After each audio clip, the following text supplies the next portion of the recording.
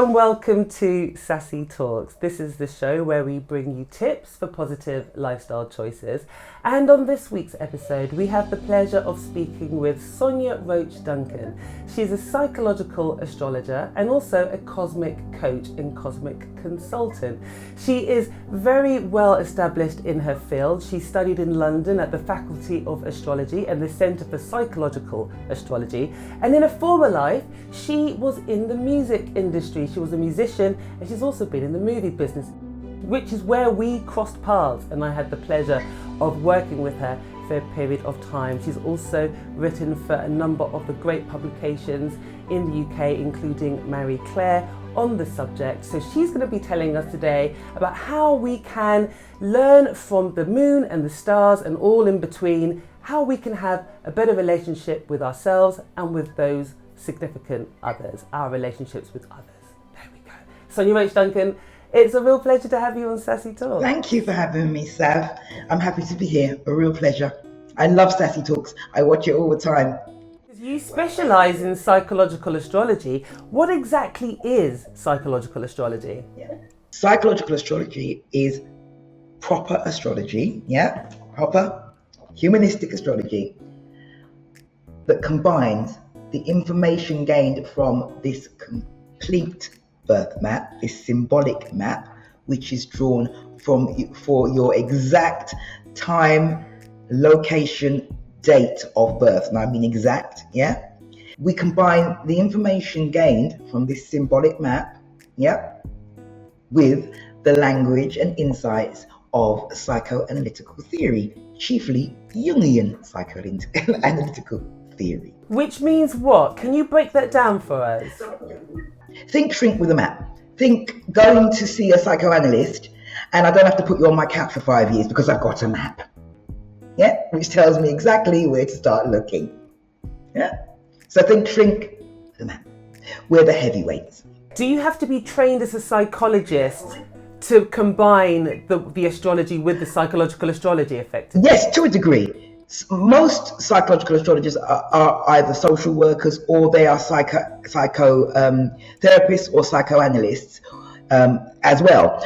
I'm not, but we all have to go through a certain amount of training in psychoanalytical theory in order to practice psychological astrology. If you don't know, some people argue, and I'm one of them, that psychoanalytical theory is just astrology in a new dress, And Carl Jung himself, made it quite clear that astrology had a lot to teach modern psychology, but not so much the other way around, Long story.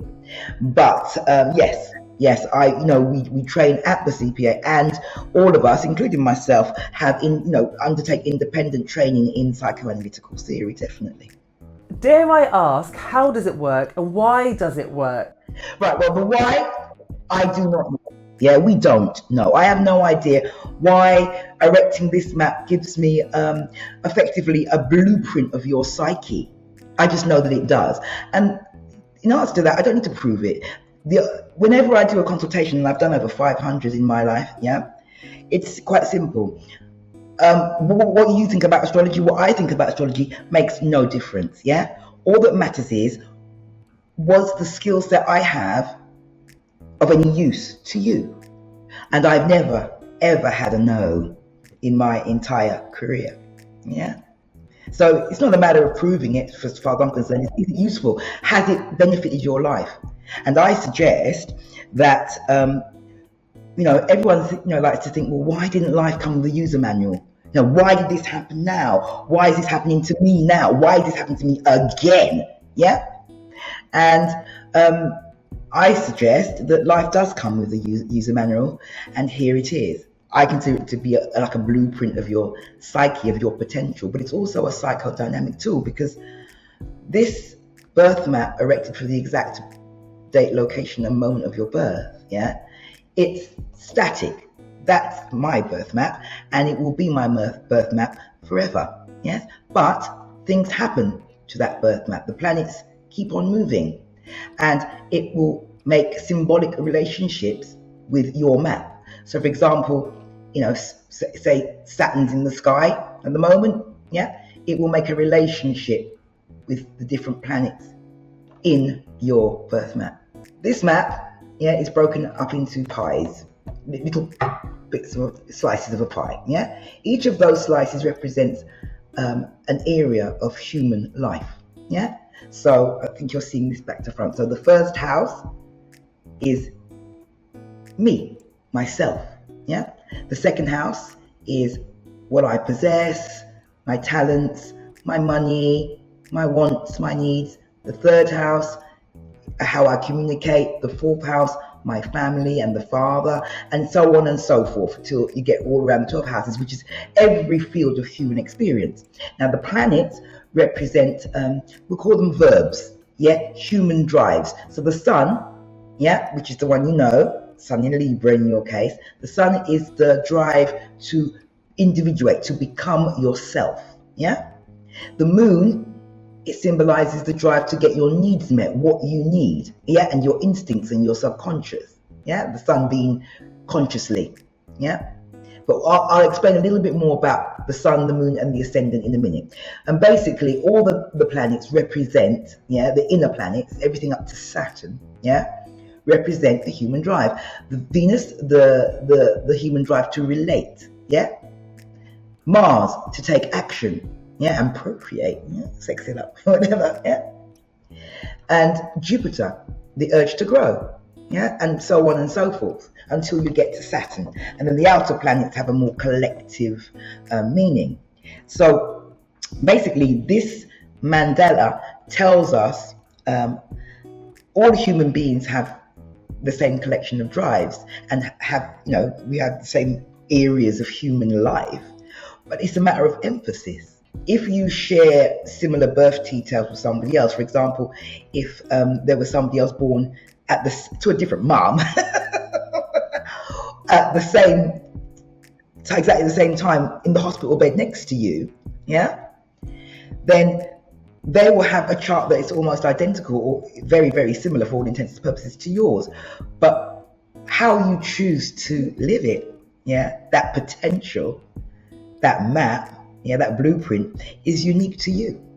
So let's say you have a birth chart created for you, and you say it's almost like a map for your life. Is the idea that you follow that map, you follow the guidance within that map? Does it give you step-by-step guides on what to do, where to go next, how to progress? Give us an idea of how this map actually works.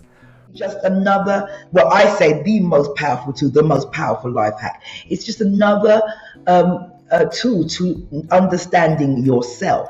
Yes, it's not a step by step, but know thyself is the maxim. I mean, for example, before I was an astrologer, yeah, I knew I was a Gemini. Yeah, I was fascinated with pop astrology. Yeah, and I had no idea that there was a whole map that had, you know, many, many different factors.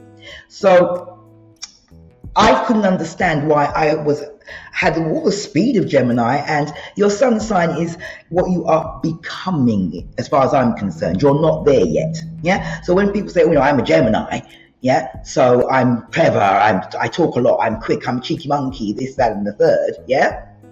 And Peter Pan, I'm schizophrenic, and all these other stereotypes. What they don't understand is that, as far as I'm concerned, you are becoming that. You are here to learn to be Gemini. In your mind, you're already Gemini.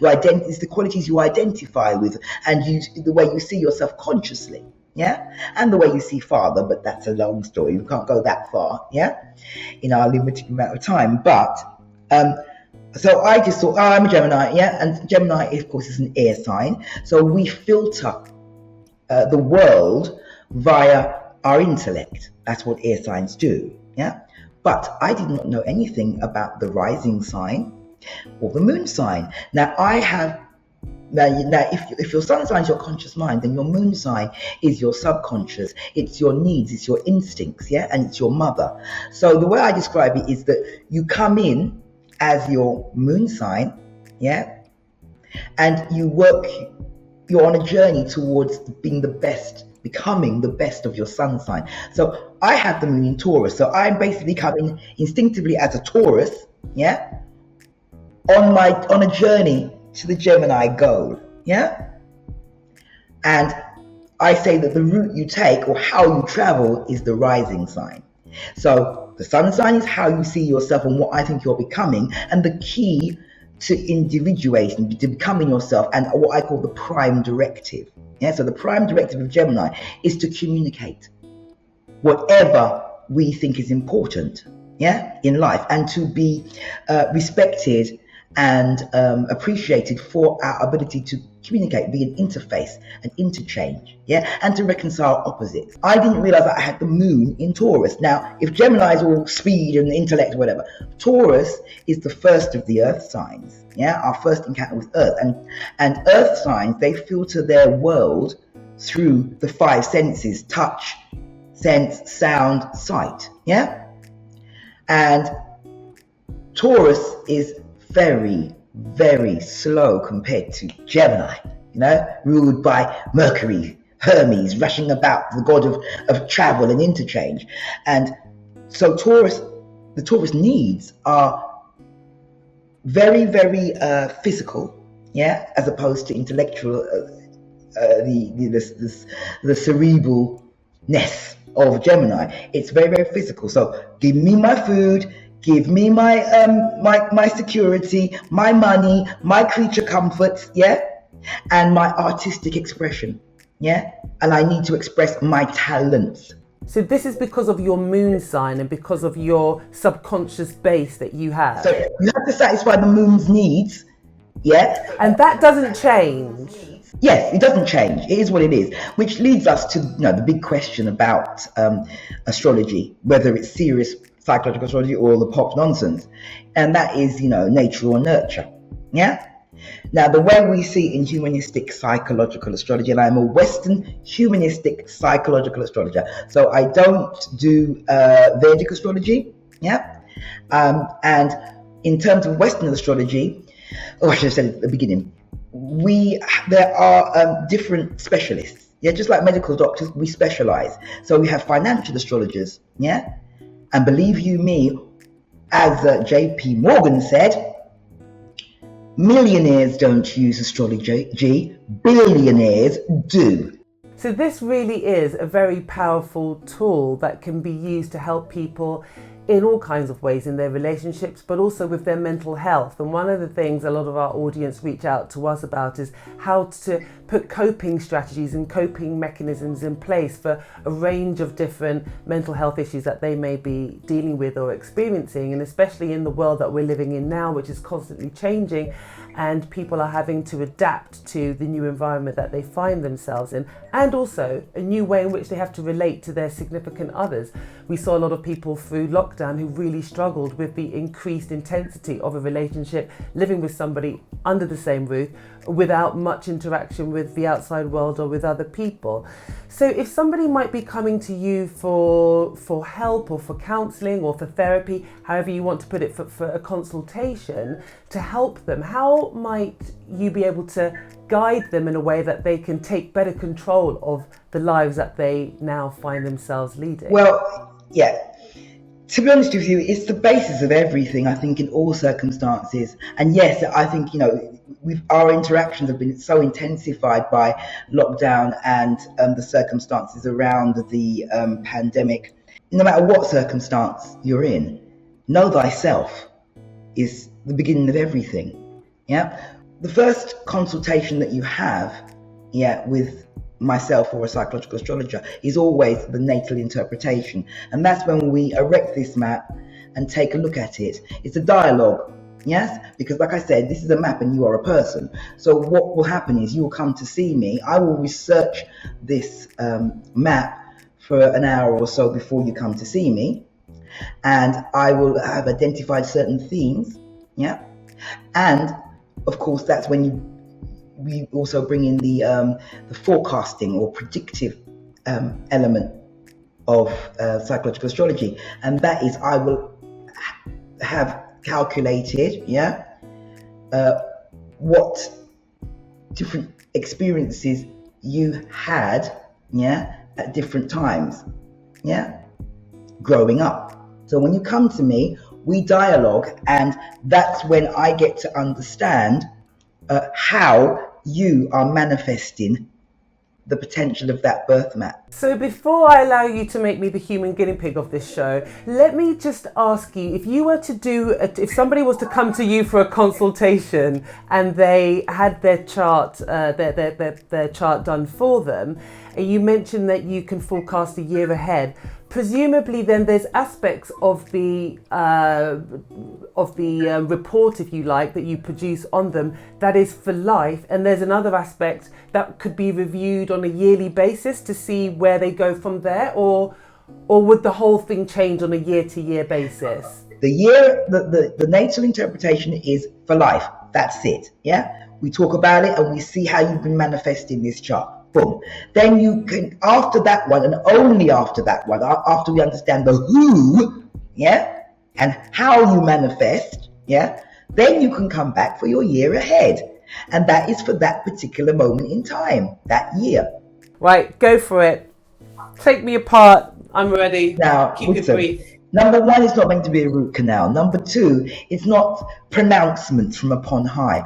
I have been blessed to, one, to receive professional training, yeah, and two, to be allowed to take fire from the gods, yeah. So I'm just a map reader, okay. So number one, I'm really not interested in, especially the professionals who should know better, who go around making pronouncements about your life. How you choose to manifest your birth map, yeah, is between you and your God, yeah. I have the enormous privilege, and it's always a privilege and an honor when somebody comes to me for a consultation, to be allowed to take just a little bit of the heavenly perspective of your life, yeah, with you, yeah, and that's why I say join you on your journey, yeah. Having said that, I'm usually right, but we'll just stick with the big three, yeah. So you're a Sun Libra with Libra rising again, and the Moon in Capricorn. Now, what that tells me about you, without going into stuff, I don't do that either. This is not Dr. Phil, okay? No. With the Sun in Libra, we know the prime directive is to relate. So you've come into the world, and your prime directive is to relate and to equalize everything. That's why you see so many Librans are social justice warriors. So lots of Librans can't relate to all this. Women are all soft and they're just vain, and they just sit around eating chocolates. No, and they're passive. Absolutely not. Libra is a cardinal masculine sign. Okay, the signs have genders. Yes, the signs have modalities. So it's an air sign. So that means that you filter the world via the intellect, via reasoning, and it's a masculine sign. So that means you are proactive, not receptive. No, yeah. And Libra is becoming Libra. So you're here to learn how to relate. So you already know, basically, your opposite sign, you already know how to do that. That's Aries. That's why so many Librans are quite pushy, and everyone's like, I thought you were meant to be Libra. It's because that's how you know what to do. What you don't know how to do and what you are becoming is someone who makes equity in relationships, in politics, in the world, in everything. That's why so many Librans are social justice warriors. Yeah, your Bob Geldofs and your Bono, and they just are attuned to that. They want to bring justice to the world. The only reason you have a reputation for being indecisive is not because you are not leaders and not because you can't decide. It's because you are obsessed with being fair. Yeah. So that's why you're like, because you're trying to work out what is the most fair, balanced thing to do. Sounds like a huge contradiction. Trying to be fair to all peoples, but trying to be a leader at the same time. Sounds like a massive contradiction. But it's not really. Somebody has to lead. Not everyone's built to lead. Some people don't want to. And now, this may be a shock to you, Sav, because you have such a cardinal chart. Yeah, Libra Sun, cardinal. Libra rising, cardinal. Moon Capricorn, cardinal. So this may not have occurred to you. Not everybody wants to lead. Some people want to be led in certain areas. Some people want just to be fixed, like Taurus, Scorpio, the fixed signs. They just want to be fixed. Yeah? They're the doers. Not everyone's meant to be just a doer, yeah? A producer. Some people are meant to be leaders. Some people are meant to be communicators like me. I'm all mutable. So all I want to do is learn ideas and share them with everyone and be respected for that. Yeah? I don't need to be a leader. I just need to tell everyone everything all the time. Yeah? So no, Savahna, it's not a contradiction. It's a challenge for you. Yeah? How do I lead and make it fair? Then you have to adjust what you think of as fair. But I'm also busy trying to make it fair for everybody. Nightmare. Unfortunately, according to your map, that is your job and that is the way you are made. So I would make peace with it. And like I said, especially in these testing times, know thyself is essential. Yeah. For this testing that's going on in our relationships, yeah, the more you know yourself and the more you know about your partner, yeah, and about what's going on beneath the surface that you may not be able to, well, everyone needs a mirror. No one can see the back of their head without a mirror, can they? And psychological astrology is a hell of a mirror to see the back of your head with. I love it. Sonya, I think that's a fantastic key takeaway. That is a fantastic key takeaway. Know thyself. Know thyself. Is there any last key takeaway you want to leave with our audience? And we're of course going to put the contact details and information so that our audience can find you, because I think everybody needs to come for a yearly consultation with you to figure out what's going on with their lives and how you might be able to help them know thyself. Yes, we do come with a user manual, yeah, and there's no reason why the elite should be the only ones to take advantage of that, which they do. So find your map, get it interpreted professionally, yeah, and well, and use that map, yeah, while walking the dark when there's a torch available. Know thyself, and yeah, that's my takeaway. I love it. Sonya, it's been a pleasure to have you on Sassi Talks. Thank you so much for talking to us about psychological astrology and shedding the light. Lady Boss, it was a pleasure. Such a pleasure to join you, Savahna. Yeah, one of my favorite people on the planet. Thank you, thank you, thank you, thank you, thank you. Continue to shine. And we'll hopefully have you back on the show at a later date in the next series to tell us more about so many things. Can't wait to see more. Thank you.